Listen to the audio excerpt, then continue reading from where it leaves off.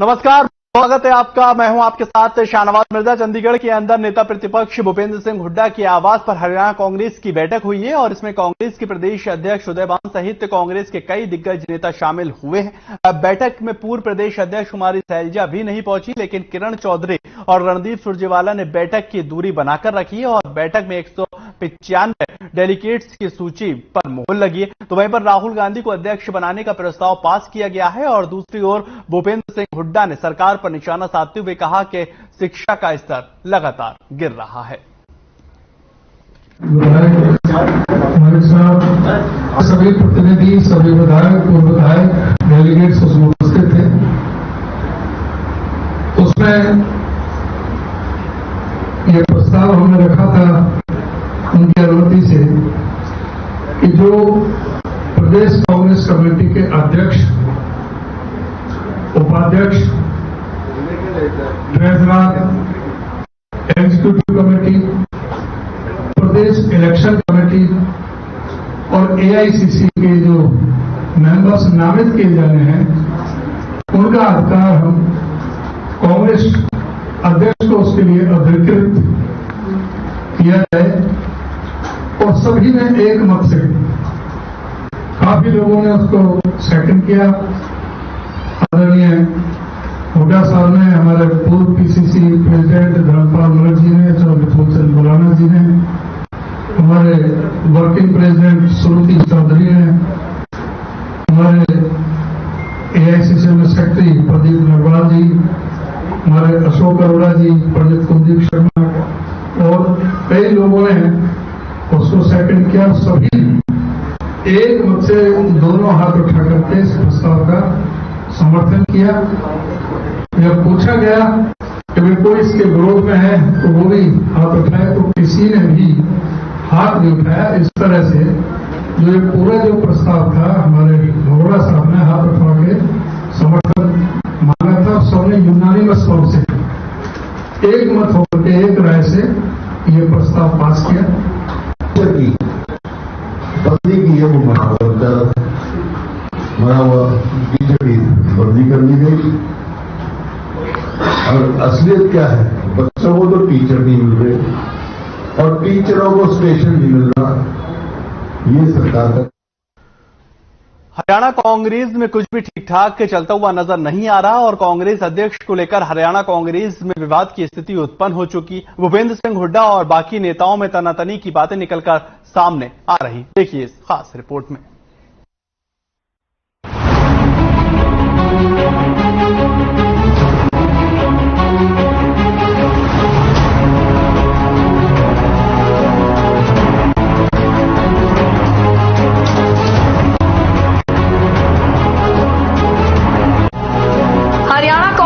कुछ भी ठीक ठाक चलता नजर नहीं आ रहा।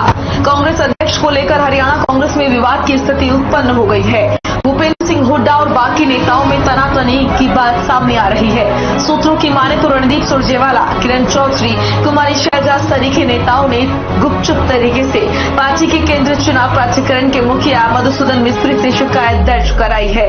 इनकी शिकायत है कि हरियाणा से आने वाले जो पीसीसी सदस्य कांग्रेस अध्यक्ष के चुनाव में वोट डालेंगे, वो ज्यादातर हुड्डा ने अपने समर्थकों को बनवा लिया है। बाकी लोगों की अनदेखी हुई है। वहीं आज हरियाणा कांग्रेस की अहम बैठक हुई थी।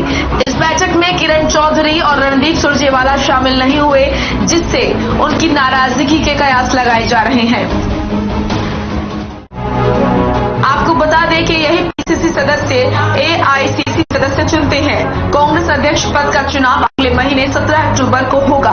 19 अक्टूबर को मतगणना होगी। सूत्र बताते हैं कि चुनाव के लिए 22 सितंबर को अधिसूचना जारी की जाएगी।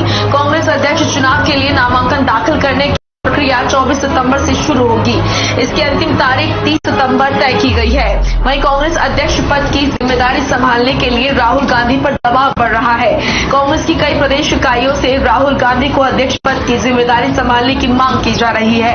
हालांकि अभी राहुल गांधी की तरफ से इस पर कोई बयान नहीं दिया गया है।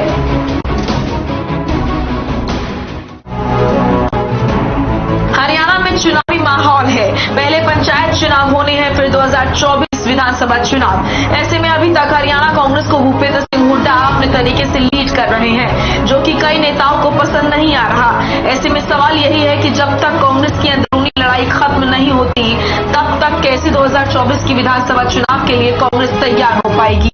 हर खबर ब्यूरो। तो वहीं पर प्रदेश के बिजली मंत्री रणजीत सिंह चौटाला की अहम मामलों को लेकर चंडीगढ़ में मीडिया से बातचीत की गई है और इस दौरान उन्होंने कहा कि कुरुक्षेत्र में प्राकृतिक खेती का सम्मेलन हुआ था और ऑर्गेनिक फार्मिंग को आगे बढ़ाने का पीएम का ड्रीम प्रोजेक्ट है। रणजीत सिंह चौटाला का यह कहना है कि हिसार में ऑर्गेनिक फार्मिंग को लेकर जल्द ही एक बड़ा कार्यक्रम करेंगे और रणजीत सिंह ने यह भी कहा कि कार्यक्रम को सीएम मनोहर लाल और गुजरात के राज्यपाल आचार्य देवव्रत तय करेंगे। रणजीत चौटाला ने यह भी कहा है कि सौर ऊर्जा को लेकर किसानों में काफी उत्साह देखने को मिल रहा है और वहीं पर सीएम मनोहर लाल के हिसार दौरे के बारे में बोलते हुए रणजीत ने यह कहा कि सीएम ने मछली पालन के लिए किसानों को काफी सौगात दी है और रणजीत सिंह ने यह भी कहा कि सिरसा के कई क्षेत्रों में भूजल खारा गया है और इसी को लेकर किसान मछली पालनों को अपना रहे हैं।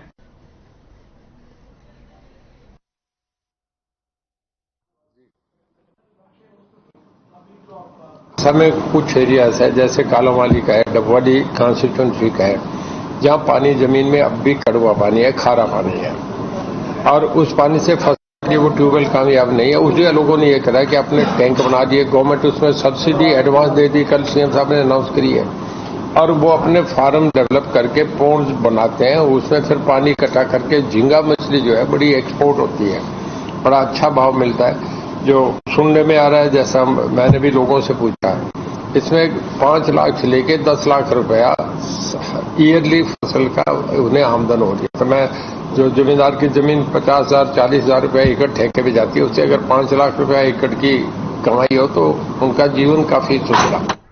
तो वहीं पर हरियाणा के अंदर गृह मंत्री अनिल विज ने कई मामलों को लेकर मीडिया से खास बातचीत की है और इसी दौरान उन्होंने पंजाब के पूर्व मुख्यमंत्री कैप्टन अमरिंदर सिंह के भारतीय जनता पार्टी में शामिल होने पर अपनी प्रतिक्रिया देते हुए कहा कि भारतीय जनता पार्टी को इससे पंजाब में मजबूती मिलती हुई नजर आएगी। वहीं कांग्रेस के राष्ट्रीय अध्यक्ष पद के चुनाव को लेकर कांग्रेस पदाधिकारियों के लड़ने के सवाल पर गृह मंत्री अनिल विज ने कहा कि कांग्रेस का कुछ पता नहीं है, ये आज कल या परसों क्या करते हैं। वह तो अब इनकी खबरें भी नहीं पढ़ते हैं क्योंकि तृणमूल कांग्रेस के नेताओं की ओर से भारतीय जनता पार्टी को दी गई धमकी पर प्रतिक्रिया देते हुए अनिल विज ने कहा कि होश हवास में तो कोई भी आदमी ये बात नहीं कह सकता है, यदि बेहोश होकर ही कहा हो तो इसका इलाज करने वाले। आपको बताएं, महंगाई के खिलाफ उत्तर प्रदेश के पूर्व मुख्यमंत्री अखिलेश यादव के धरने पर बैठने पर गृह मंत्री अनिल विज ने प्रतिक्रिया देते हुए कहा कि हमारा प्रजातांत्रिक देश है और विपक्ष का काम विरोध जताना है, मगर जहां तक महंगाई की बात है, हमारी अर्थव्यवस्था पूरे विश्व में अन्य देशों की तुलना काफी मजबूत है। बहुत मजबूती मिलेगी उससे, अमरिंदर सिंह जी के आने से बहुत उसका फायदा होगा। जहां तक महंगाई की बात है, आप सारे विश्व के तुलनात्मक अध्ययन करें कि हमारी इकोनॉमी कितनी मजबूत है और बड़े बड़े साम्राज्यों की इकोनॉमी डाउन जा रही है। बहुत मजबूती मिलेगी उससे, अमरिंदर सिंह जी के आने से बहुत उसका फायदा होगा और पार्टी पंजाब में बहुत मजबूत होगी, बहुत फायदा होगा इससे। कांग्रेस का कुछ नहीं पता, ये आज क्या कहती है, कल क्या करती है, परसों क्या होता है, इनका कुछ नहीं कर सकते। मैं तो इनकी खबरें नहीं पढ़ता। तो वहीं पर डिप्टी सीएम दुष्यंत चौटाला ने तीसरे मोर्चे और केजरीवाल पर चुटकी ली है, तो वहीं पर उन्होंने पीएम से मुलाकात पर भी अपनी बात को रखा है। दुष्यंत चौटाला ने कहा कि हिसार कार्गो एयरपोर्ट और राखीगढ़ी से में हड़प्पा की सबसे पुरानी साइट को लेकर पीएम से मुलाकात की थी और 2020 और 21 के बजट में राखीगढ़ी साइट को विकसित कर पर्यटन केंद्र बनाने के लिए केंद्र ने 500 करोड़ रुपए जारी भी किए थे, लेकिन कोरोना के चलते वो प्रोजेक्ट अधर में ही लटक गया और इन दोनों प्रोजेक्टों का काम शुरू होने में पीएम नरेंद्र मोदी जरूर आएंगे। तो वहीं पर बाजरे की सरकारी खरीद शुरू न होने पर भी ये कहा गया कि केंद्र से हमें 160 MT बाजरा जो है खरीदने के आदेश मिले हैं और बाकी 6 लाख MT बाजरे को MSP या भावांतर योजना से खरीदने पर जल्द फैसला लिया जाएगा।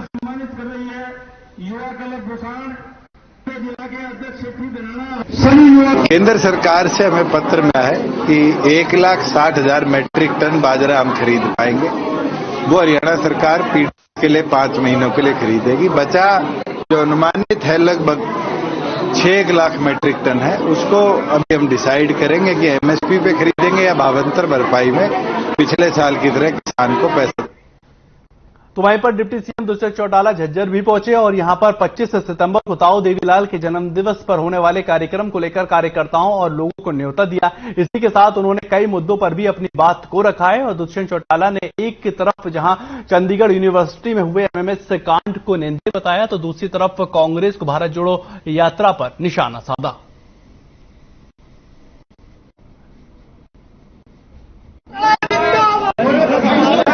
कर रही है, जो भी हुआ बड़ा निंदनीय है। जिसने भी इस तरह की घटना के अंदर इन्वॉल्वमेंट है और जो चर्चा आ रही है कि कई विदेशों से भी तार जुड़े हो सकते हैं, इसकी गारंटी तो कोई नहीं है, मगर इन्वेस्टिगेशन के बाद ही एक्शन लिया जाएगा। पंजाब पुलिस कार्रवाई मेरे ना तो संज्ञान में मामला है और ना मैं ऐसे मामले पर टिप्पणी करूंगा जब तक कोई फैक्ट किसी भी फॉरेन कंट्री से शेयर ना हो। कौन व्यक्ति किस प्लेन में कब आया, मुझे लगता है गवर्नमेंट ऑफ इंडिया इस पे बयान दे या पंजाब सरकार। यात्राएं तो जरूरी है और पैदल यात्रा तो मुझे लगता है बड़ा महत्व लेकर आती है, मगर कितने दिन करेंगे, कितने लंबी करेंगे, ये तो समय बताएगा। डॉक्टर दुष्यंत चौटाला ने 650 किलोमीटर 30 दिन में करी थी और हरियाणा में एक बड़ा बदलाव आया। तो अभी कहना उनकी यात्रा के ऊपर बहुत जल्दी है, क्योंकि तो अभी तो कांग्रेस के अध्यक्ष पद के चुनाव है, क्या पता यात्रा बीच में अध्यक्ष पद के लिए छोड़ने के लिए। तो वहीं पर कुरुक्षेत्र में भारतीय जनता पार्टी युवा मोर्चा के 2 दिवसीय प्रदेश कार्यकर्ता सम्मेलन का आयोजन किया गया है और सम्मेलन में समापन के सत्र के मौके पर भारतीय जनता पार्टी प्रदेश अध्यक्ष ओपी धनखड़ ने शिरकत की। उन्होंने पार्टी कार्यक्रमों के साथ युवा मोर्चा की जिम्मेदारी और कर्तव्यों के बारे में विस्तार पूर्वक चर्चा की और इस मौके पर उन्होंने संबोधित करते हुए कहा कि जो भी भारतीय जनता पार्टी में सीखते और सीख कर कार्य करते हैं वो जरूर आगे बढ़ते हैं और जो सीख कर कार्य नहीं करते वो स्थानीय स्तर पर ही रह जाते हैं। धनखड़ ने आगे कहा कि सभी कार्यकर्ताओं से कि प्रशिक्षण शिविर जो है वो सीखने का है और यहां पर आप काफी दिल से सीख सकते हैं। उन्होंने शिविर के अंदर सिखाया जाता है और पार्टी विचारधारा क्या है और किस तरह से कार्य करती है ये भी बताया जाता है।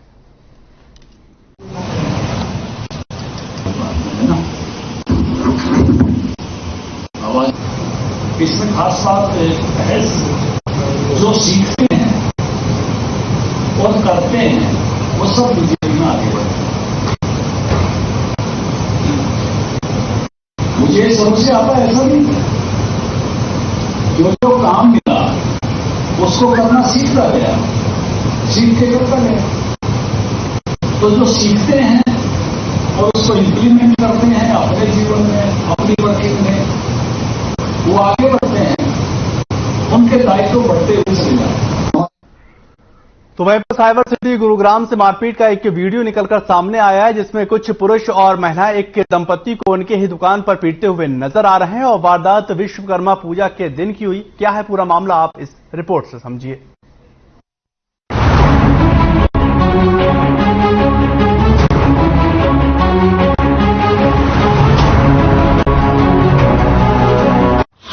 जहां चलता है दबंगों का राज, हुक्म न मानने पर होता है कबीलाई इंसाफ।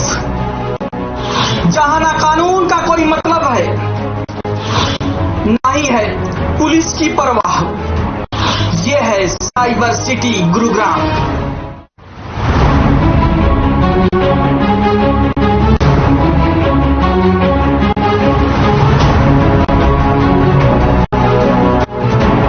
दुकान के बाहर और दुकान के अंदर बीच बाजार ताबड़तोड़ बरसते लाठी और डंडे और उससे बचने की कोशिश करता एक दंपति। ये पूरा मामला है हरियाणा के डेवलपमेंट का आइकॉन कहे जाने वाले साइबर सिटी गुरुग्राम के समसपुर मार्केट का, जहां पर विश्वकर्मा पूजा वाले दिन एक दबंग परिवार के लोगों ने एक दुकानदार और उसकी पत्नी पर लाठी, डंडों और हथौड़े से हमला कर दिया और लगातार ताबड़तोड़ डंडे बरसाने लगे। ये भी नहीं देखा कि कहां मारा, कैसे मारा और किस तरह से मारा। दबंग परिवार की गुंडई का शिकार हुई दंपति की गलती सिर्फ इतनी थी कि वो विश्वकर्मा पूजा वाले दिन अपनी दुकान में म्यूजिक बजा रहा था। हुआ जो हम अपने पूरे फैमिली के साथ अपने शॉप पर पहुंचे थे पूजा करने के लिए, विश्वकर्मा पूजा। फिर विश्वकर्मा पूजा कार्तिक चल रही थी। अनुतले वो आए, लेडीज आई एक, बोली भैया बंद कर लो। मैंने बोला जब आप पूजा आरती हो जाने दीजिए, फिर बंद कर देंगे, हम चले जाएंगे अपने घर। इतने पे ही अपने घर गई, पूरे अपने फैमिली लेकर आकर लाठी डंडा मारने लगी। वीडियो में आप साफ तौर पर देख सकते हैं कि किस तरीके से कुछ महिलाएं और पुरुष एक दंपति को सड़क पर और दुकान में घुसकर पीट रहे हैं। महिला उन्हें रोक रही है और बचने के लिए बार बार दुकान के अंदर भाग रही है। दबंग परिवार में पुरुष और महिलाओं का ही ये रौला नहीं है, परिवार के नाबालिग भी कम जबर नहीं है। तभी तो मारपीट के दौरान एक नाबालिग भी हथौड़ा लेकर आता है और दंपति पर हथौड़े से हमला करता है। मार्केट, समस्त मार्केट गए थे, वहाँ हमारी दुकान है हार्डवेयर की, वहाँ पे हम पूजा कराने गए थे। वो एक लेडीज थी, वो बार बार हमें कह रही थी कि उसका सैलून बंद करो, जो बाजा बाज रही थी उनकी विश्वकर्मा भगवान की भजन। हम कह रहे थे कि पूजा हो जाएगा जब बंद करेंगे।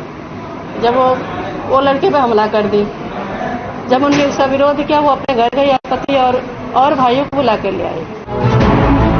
वारदात के बारे में मिली जानकारी से आप ये तो जान ही गए होंगे कि अगर आपके घर या दुकान के आसपास कोई दबंग परिवार रहता है तो उनके हुक्म की तामील ना करना आपके लिए गुनाह अजीम हो सकता है और फिर कबीलाई संस्कृति के तहत आपके गुनाह का इंसाफ, क्योंकि ऐसे लोगों को ना तो कानून का कोई डर होता है और ना ही खाकी वर्दी वाली पुलिस का कोई खौफ। तभी तो इस मामले में गुरुग्राम के सेक्टर 50 थाना पुलिस ने कार्रवाई के नाम पर चुप्पी साध ली है। भला हो उस शख्स का जिसने वारदात का वीडियो बना लिया, नहीं तो जब पुलिस मामले में कुछ नहीं बोल रही है तो दबंगों के करतूत की कहानी कोई और कैसे बयां कर सकता था। गुरुग्राम से हर खबर के लिए सुशील कुमार सिंह की रिपोर्ट। तो वहीं पर गुरुग्राम पुलिस ने भोड़ाकला हत्या मामले को लेकर एक आरोपी को गिरफ्तार कर लिया है और इससे पहले 2 आरोपियों को पुलिस पहले ही गिरफ्तार कर चुकी है। गिरफ्तार किए गए आरोपी हत्याकांड का मास्टरमाइंड बताया जा रहा है और हत्या की वारदात को 1 सितंबर को अंजाम दिया गया था। स्क्रैप के बिजनेस के चलते आपसी रंजिश में हत्या की वारदात को अंजाम दिया गया और आरोपी का मृतक सुमित चौहान से कंपटीशन लगातार चल रहा था। इसी के चलते सुमित की हत्या की गई है और पकड़े गए आरोपियों के पास से 2 तमंचे और जिंदा कारतूस बरामद हुए हैं।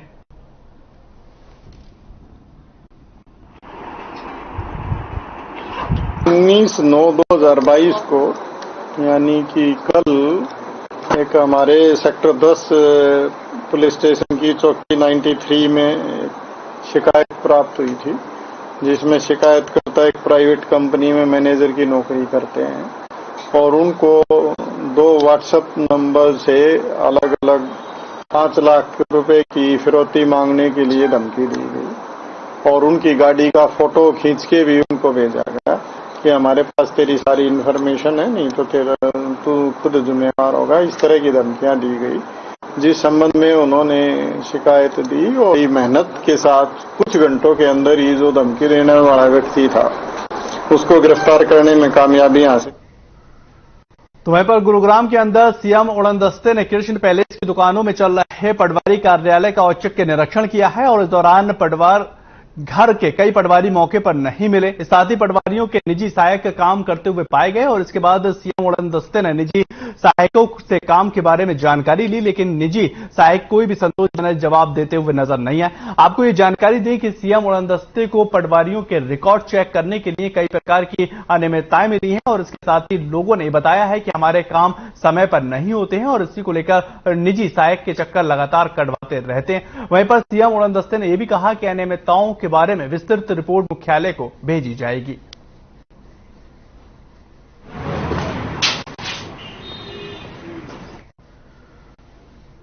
तो वहीं पर गुरुग्राम के अंदर इंसानियत एक मिसाल पेश करने का मामला निकलकर सामने आ रहा है। दरअसल अस्पताल प्रबंधन ने एक शख्स की लाखों रुपए की ज्वेलरी वापस लौटा दी है और अस्पताल में आए शख्स ने माचिस की डिब्बी में 4 अंगूठियां डाली हुई थी। अस्पताल में ये डिब्बी गिर गई थी और अस्पताल के एक कर्मचारी को ये डिब्बी मिली।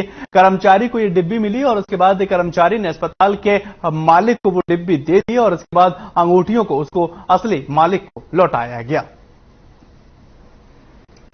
कहा कि भाई आप बैठिए और मैं थोड़ा सा इसमें लिखवाना चाहता हूँ, कल को कोई बात ना हो।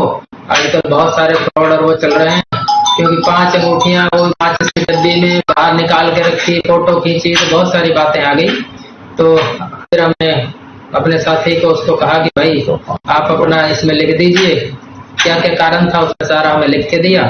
और मुझे असली खुशी तो इसकी रही कि वो हॉस्पिटल की बार बार तारीफ कर रहा था। मैंने अंदर आके अब टेस्ट करवा, हमने स्टोर से दवाई ली, बाद में पता चला कि अंगूठियां भी में है नहीं।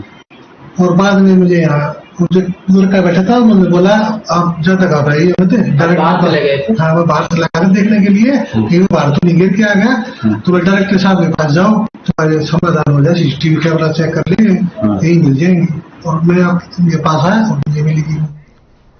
वैभव, भिवानी में नारकोटिक्स कंट्रोल टीम को एक बड़ी कार्रवाई की गई है। बताया जा रहा है कि एनसीबी ने नशे के 3 सौदागरों को भी गिरफ्तार कर लिया है, जहां आरोपियों के पास से 112 किलोग्राम गांजा बरामद किया गया है। देखिए इस खास रिपोर्ट में।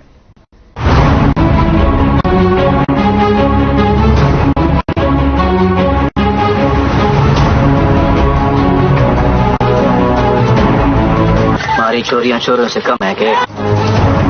दंगल फिल्म में यह डायलॉग बोली तो पॉजिटिव तौर पर गई थी, लेकिन पुलिस की गिरफ्त में बैठी इन मोहतरमाओं ने इसे ले लिया नेगेटिव मायनों में।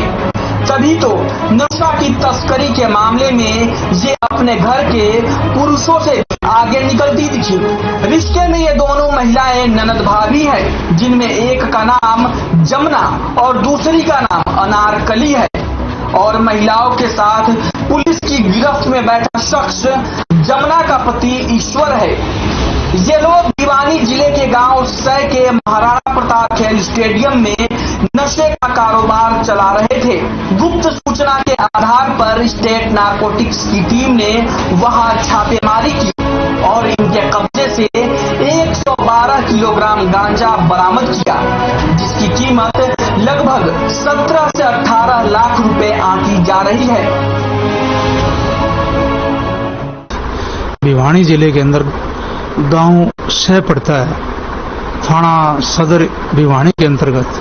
जो हमारी टीम को सूचना प्राप्त हुई थी कि कुछ लोग महाराणा प्रताप स्टेडियम के अंदर नशे का कारोबार कर रहे हैं, और जिस सूचना पर हमने आज टीम के साथ इन 3 व्यक्तियों को पकड़ा, जिनमें 2 महिलाएं हैं, 1 लड़का है, और 112 किलो गांजा नशीला पदार्थ इनसे बरामद किया गया है। के रहने वाले हैं, क्या नाम? एक लड़का है ईश्वर सनो बलवान, गांव कुंभा, जिला हिसार का रहने वाला है। इसकी पत्नी जमुना है और इसकी बहन अनारकली, वाइफ ऑफ रामवीर, समालखा, जिला सोनीपत की रहने वाली है।